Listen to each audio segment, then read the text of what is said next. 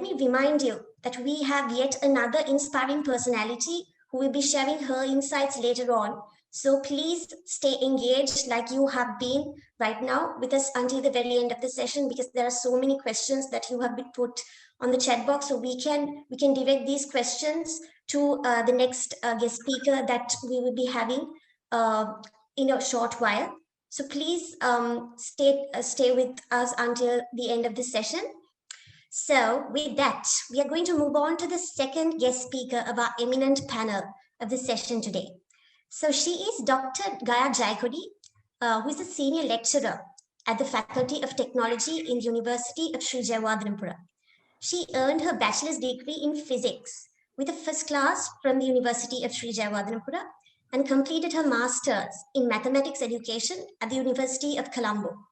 She completed her PhD in mathematics education at Simon Fraser University in Canada, where she also worked as a research assistant and a graduate teaching assistant as well. So she was awarded with the Graduate Student Research Award in summer 2013 at Simon Fraser University too. So it is with such great pleasure that I warmly welcome you on board CareerCast, ma'am. Good evening. How are you doing? Good evening, Onel. I'm doing great. Thank you for having me.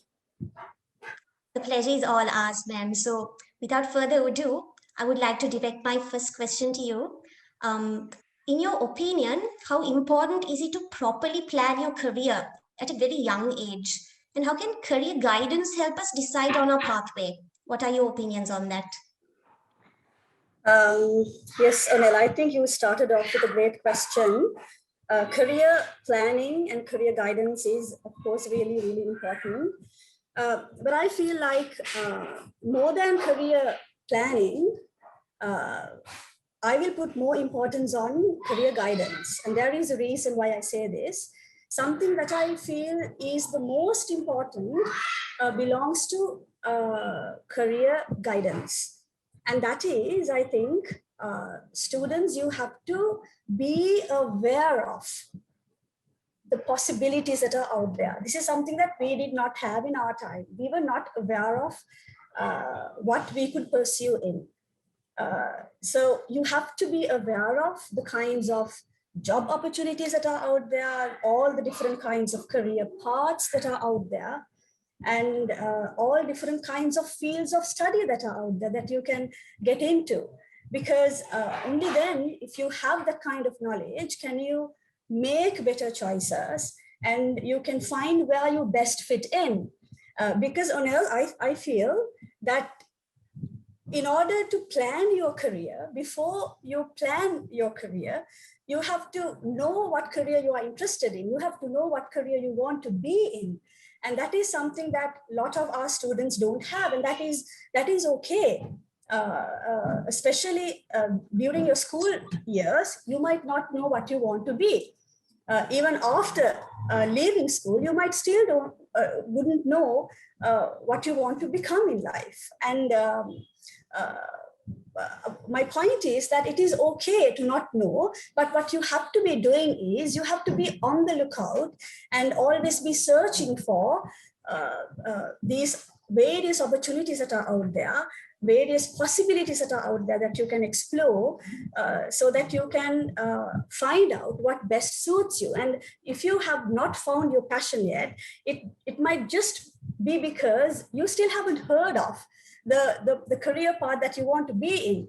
And if you are alert, you might come across that today. You might hear about it today. You might read about it today. So I think career guidance is very important. That is exactly why you have planned this little workshop, which is very appreciative of.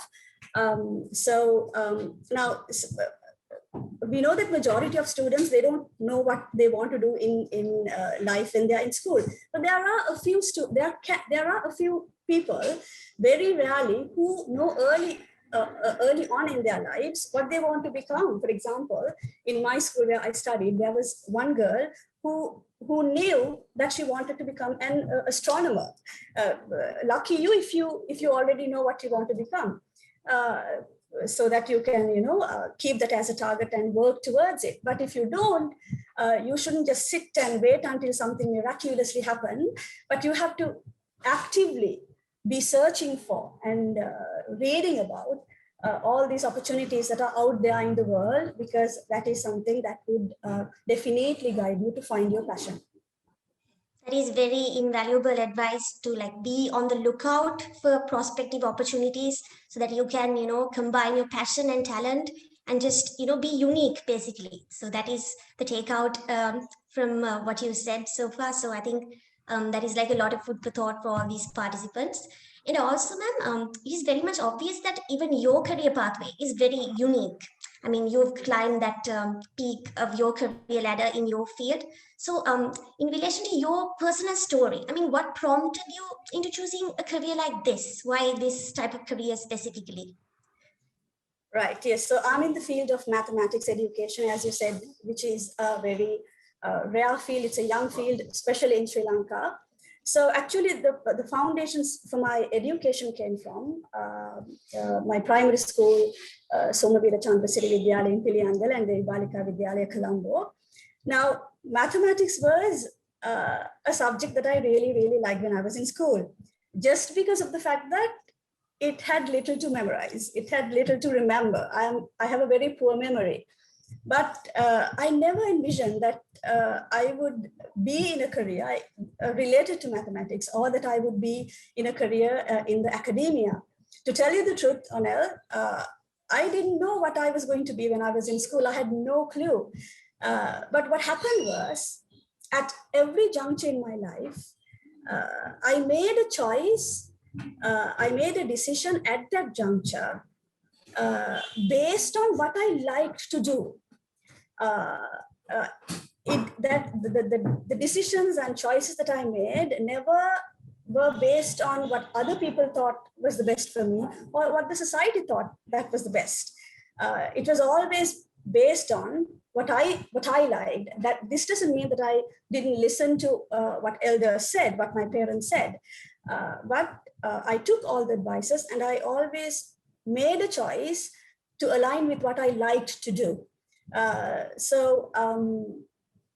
Looking back, all these little choices that I made down the line have steered my life to where I am today.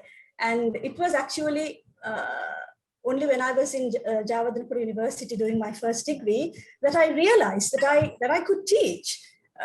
So that was I used to tutor a son of a lecturer that was in the university, and I found that I could teach.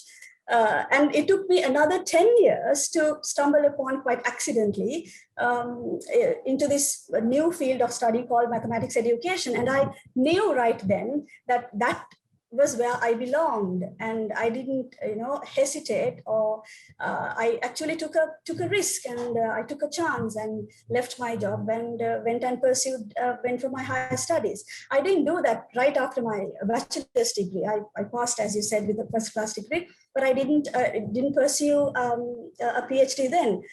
So I think the way I ended up in math education, this story itself has a little message for us, our audience. That is that you wouldn't know when you will find out that thing that would, that triggers you, that passion that you have, that you never knew that you had. So you be on the lookout for it. That's why I say learn about all these new things, because if you don't know it yet, it might be because you haven't come across it so far. So so that's how I ended up where I am now. Right, so thank you so much for sharing that inspiring story. And I think being on the continuous lookout for new opportunities and learning every day. Like right now, all of us are learning as well from you, ma'am. So thank you again. So moving on to the main discussion topic about like emerging trends and career opportunities in the job market of science, technology, engineering, and mathematics. So a main misconception is that one believes you have to select the career paths of either a doctor or engineer. I mean, people are very restricted towards that. So, but however, now in this fields of STEM, with the rapid advancement of technology and like continuous updating of the world, there are obviously many unexplored new career opportunities that are disclosed to us. So could you like share us your insights, because these A-level students right after school are like very keen on knowing about these new career prospects. So what are your ideas on that, and how can we pursue that? I mean, how, as a Sri Lankan student, what is the first step that we need to take in order to pursue a career in, say, biotechnology and then engineering tech and all of those fields? Right. I think you happen to mention something very important, Onel. It is very unfortunate that we, especially South Asians, we are overly obsessed with certain types of professions. This is not the case in other parts of the world. And it is high time that we come out of this mentality and establish in the society that there are other great professions out there. Now, for example, you mentioned if these students, our audience today, you happen to be in the science or math stream, if you get the top score, you would either go to medical school or engineering faculty. But what if you want to become a scientist?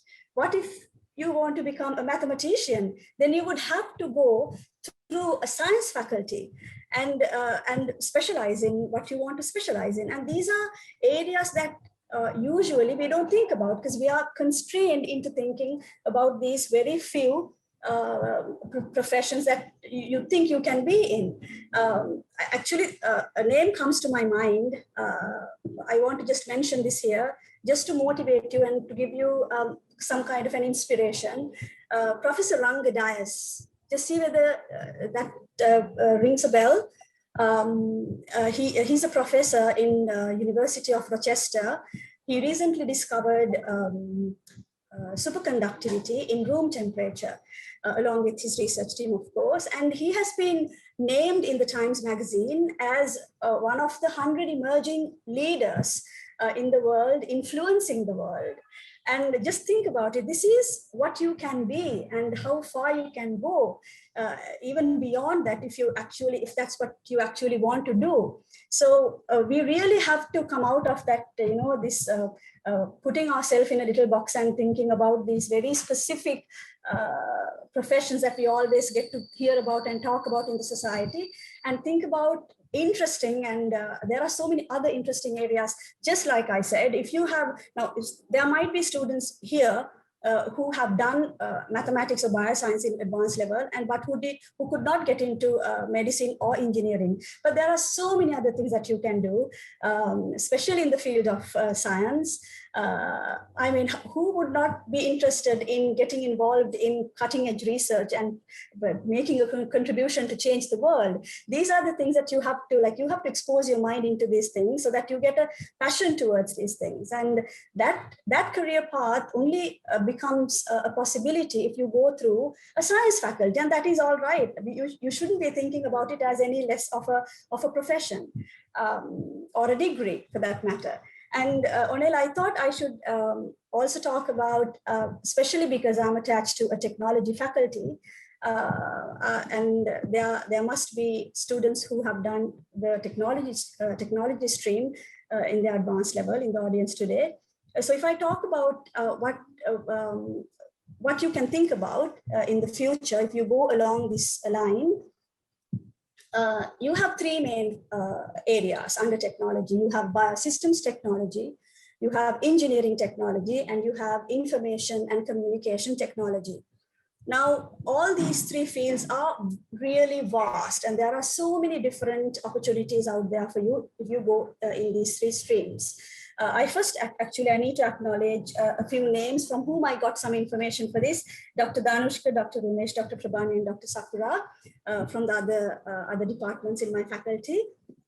So, for example, if I start off with information and communication technology, as we all know, career prospects in the IT field are immense, and opportunities are always being created in this field because it's very dynamic and it's a growing field. So there are different specialization areas in the field of ICT, such as multimedia technology, network technology, or software technology. And the kinds of jobs that you can end up in.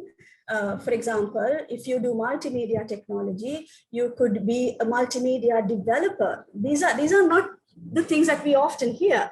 But these are the opportunities that you have right now in today's world, or a web developer, or a virtual reality developer, and what is called user interface designer. Those who have done ICT would know better about these areas. And if you think of network technology, you are thinking of cybersecurity, system administration, system analyst, or even a network manager, network and system administrator. This kind of jobs are there for you if you specialize in network technology. And when you come to software technology, you have jobs such as software architect, data analyst or data scientist, and also in the database area, database administrator, database analyst, or jobs related to machine learning, jobs related to artificial intelligence, all kinds of things. And in general, you can be what is commonly nowadays called as a tech lead. These are only a few. So there are so many job opportunities and career paths that you can take under ICT, information and communication technology. And if you think of biosystems technology, again, this is a vast field that covers many areas. It covers agriculture technology in agriculture, environmental technology, food processing technology, industrial biosystems technology, and so on. So for example, you might be able to get into something like biomedical field, where you might be a laboratory specialist, or you might end up in bioengineering, where you would be working with surgical tools. Or the pharmaceutical industry also comes under this biosystems technology, where you might be involved in production of medicine, waste management, and all these come under biosystems technology. And then finally, if you go into engineering technology, again, there are a number of different areas covered in this. You have civil and environmental civil and environmental technology. You can go into construction and building services technology, that is to do with maybe mining or techniques of conservation of things, energy and environment technology, things like that. And even geotechnology is a new stream. You can end up in a job like technical coordinator, where you will be on site solving problems on site. And also materials and mechanical technology. Under that, you get automobile technology, something that we have not been having so far, mechatronics technology, and also polymer processing technology. So just by this list of career paths, you can see the variety and the vastness of this, the possibilities that you have and the options that you have to choose from. So you definitely, this is how you have to think about when you think about a career path for you, not just these, the top 3 or 4 that comes to your mind. The world has changed from that. So I think, as I said, through programs like this, by talking to people, you have to get to know what is out there, such as this vast list that I just presented to you, so that you can see where you best fit in. So Onel, these are some of the, actually these are some of the programs that we currently have in our technology faculty as well. All right, so I think the audience gained a massive insight on what sort of opportunities there are available in the current job market. So thank you so much for that, ma'am. And also there's a question that I'd like to ask from you. If you're aiming for a career objective in academia one day, so how would we align our path towards that?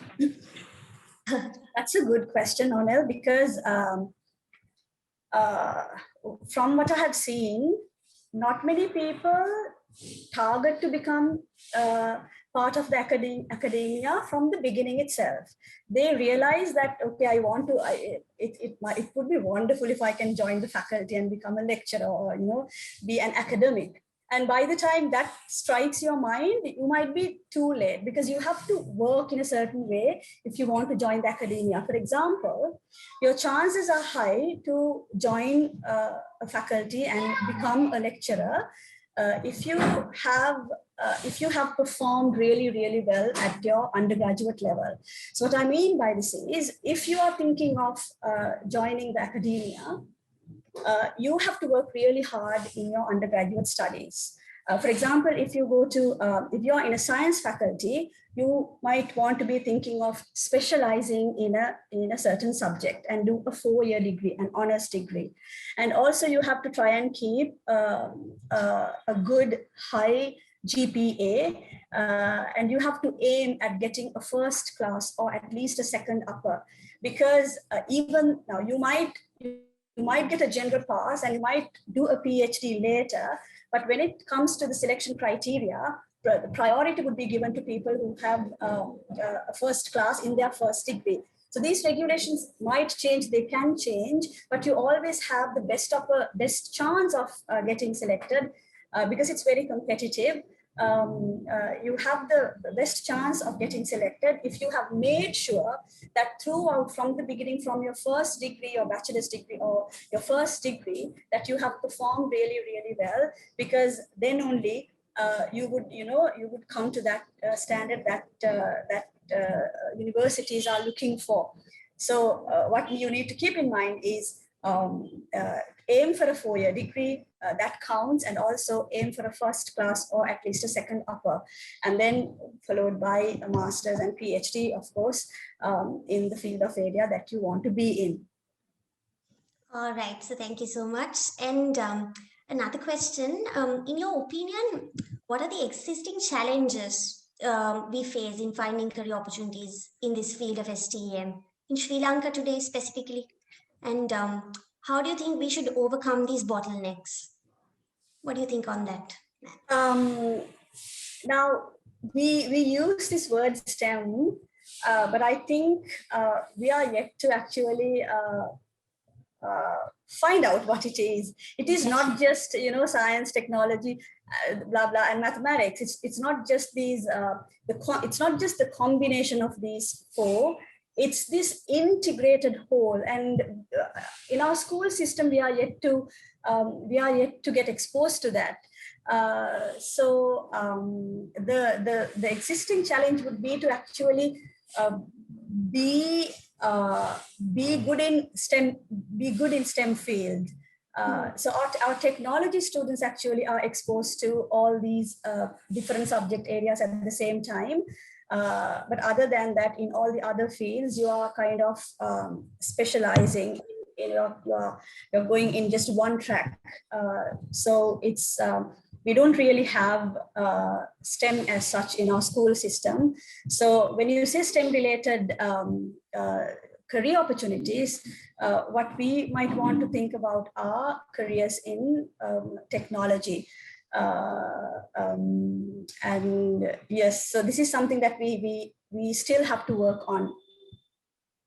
All right, so thank you again for giving those very valuable pointers on the most common challenges that a technological student has to face. And another thing that I'd like to ask you is, what are the common mistakes that students make when they're choosing their career paths? I mean, how would you advise them to overcome them? Right. As I said, something that a common mistake that you might be doing is this. Just because you have not yet found your career path, you have not yet found where your passion lies, you might just get into a career just because, because you might think that you are behind the race. You might compare yourself with your peers, and that's not something that you should be doing. Because I think it's better that you be patient and wait rather than get into a career that you really don't want to be in. This is something we see, that people often change their career. I mean, you can change your career path for the right reasons, but if you have not made up your mind as to where you belong, where you fit in, and just jump into something just because you want to be in the race, that would be a mistake that you are doing. As I said, something that you can take up from my story. As I said, it took me a lot of time. It took me 30 years of my life to finally find what field of study that really that I really liked. But in comparison to today's world, for us, we didn't have these opportunities to find out what was going on in the world. The opportunities that we had were less, but now you have all these facilities, these resources that you can find everything out. So the best thing to do is, as I said, always just keep looking for it. If you have not found it, it has to be there somewhere. So you have to read other people's stories and get things out of their stories. Look into what possibilities and opportunities the world has to offer you, and keep looking. And it should not be far away. And another thing is, you might feel at a certain point in time in your life that this is what you want to do. And you might pursue that, and you might go a certain, a way along in it. But later you might come across something else that you think best fits you. And then you must be brave enough to, it's just, you have to follow your heart. You only know what is best for you. You always take advices from your, who your mentors are, your parents, your teachers. But you only know what you really like to do. And when you feel that you have found it, don't be scared to take that opportunity. So if I take that example from my life again, at the time that I left Sri Lanka to pursue my higher studies in mathematics education, I had passed 30 years of age, and I was doing a very good job, a highly paid job. But I knew that something that I did not feel when I left university after completing my BSc degree with the first class. I didn't feel like, when everyone was encouraging me to go and pursue my higher studies in physics, I didn't feel passionate enough at that time to do that. So I didn't do it then. But then here I am in my 30s, stumbling upon this new field, and thinking I should throw away everything and go and pursue this. So, these moments can come in your life, and you have to grab them when they come along, and be brave to, but at the same time, when I say brave, be brave and change, take crucial, decisions. At the same time, I should say, you have to do your homework. You have to know what you like. I don't mean to say that you carelessly change careers or take decisions. What I mean is to follow your passion. When you really know, that you have found it, and you can pursue it. So your question on it was the common mistake that students can be seen doing is getting into the wrong career, just because of, you look around and you see your friends have gone this far, and they have, every person has their own peak in their lives. You don't all come to your peak at the same age. Some might come to their peak in their career and their life when they are 20 or early 20s. Some reach that when in late 20s or early 30s. It doesn't, you don't know. So don't jump into the wrong career just because everyone else is doing, or for the wrong reasons. Don't make choices. As I said, just equip yourself with the kind of knowledge that would inform you to make that choice and make sure that you are in the right career that you enjoy, so that would be my advice. All right. So thank you so much for highlighting on the importance of being brave and just going at your own pace rather than just being carried away by what other people around you are doing. So I'm very sure that the audience tuned in here with us today must be having like numerous questions and doubts to get clarified from you. So I invite all of you to make most out of this opportunity by directing your questions to Dr. Gaya so that you all can get more advice from her. So please use this opportunity to like post all of your questions on the Zoom chat box so that we can direct them to her. Yes. And also, we have one question.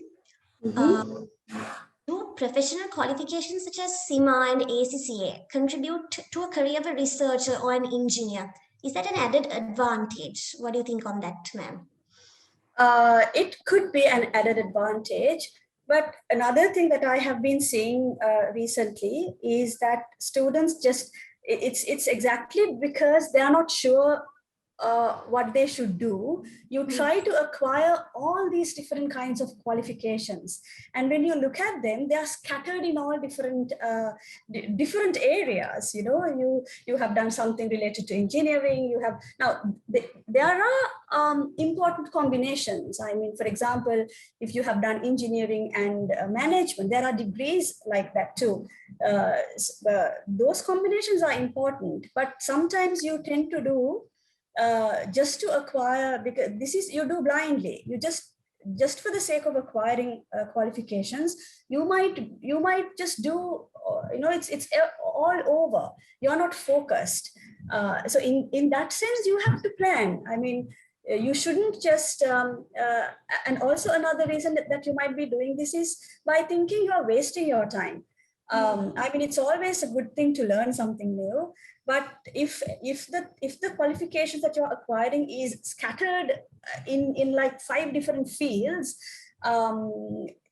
actually speaking, it might come in handy.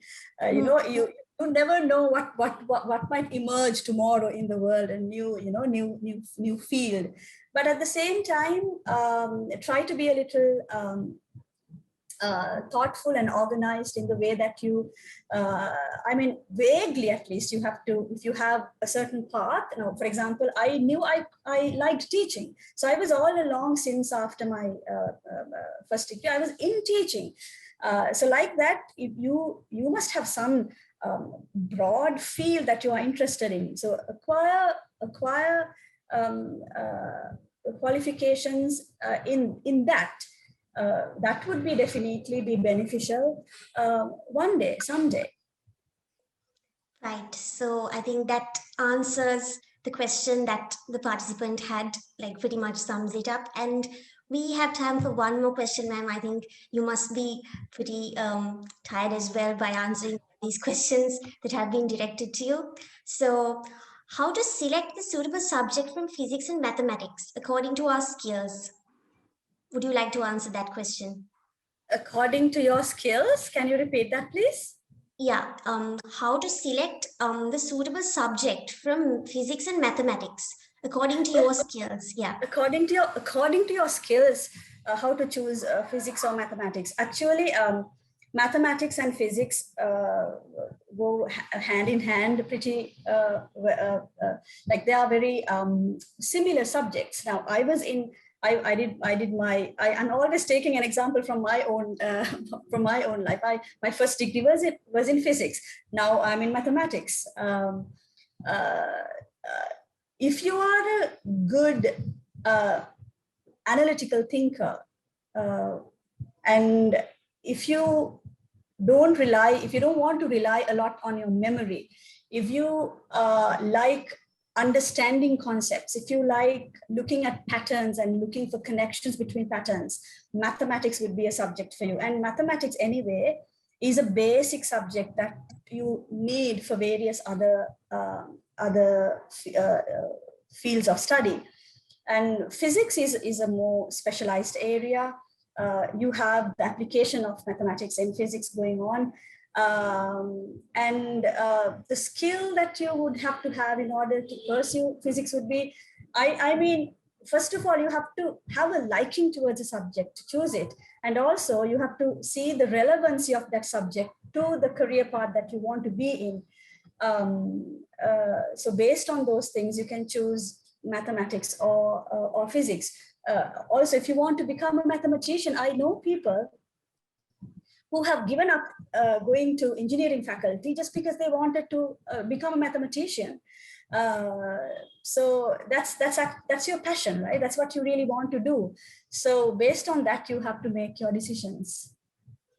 All right. So there is one participant called Mifra, and she's saying that you are such an inspiration, madam. So thank you so much. Oh, thank you very much. I'm very happy to hear that. And also, how much importance would you give to A-level results and getting a good EZ score for further studies in the field of STEM? I mean, definitely you have to get good results if you want to pursue in the STEM fields.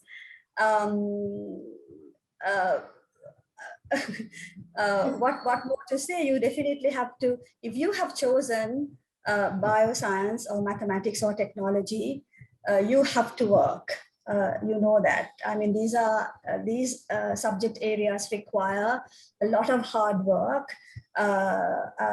It's a good thing that you have chosen this. We need STEM-based people in our country to bring our country to take our country forward. People who can think critically and who can go into sciences and contribute to the latest technologies and make new creations, to be creative and things like that. All these people come from the science-based fields.